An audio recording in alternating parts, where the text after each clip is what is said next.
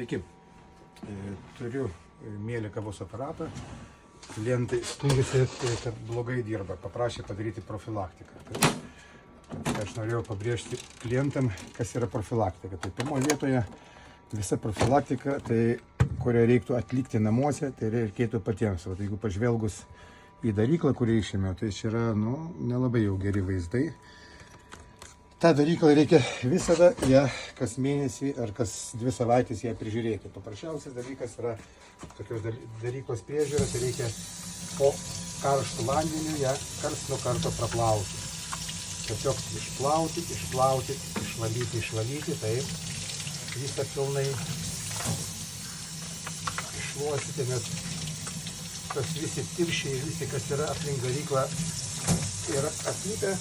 Ir taip, kavai daryti maišą. Tiesiog dar reikėtų stipriau, nebijoti, reikia karšto vandeniu visą tai išvalyti. Ir kai viskas įsivalė, aišku, jeigu ten turint kažkokių tepaliukų, galima ten tos bėgių sutepti, viską sutepti ir viskas. Tai yra, aišku, prasirpti reikia čia, tiesiog aš po to prasirpsiu. Viskas įsideda tą daryklą, išvalyta taip toliau ir jokių problemų ir visa yra priežiūra. Tai tą dalyką, ką aš parodžiau, kiekvienas esantis klientas ir turintis kavos aparatą, visą tai gali pasidaryti patys namuose.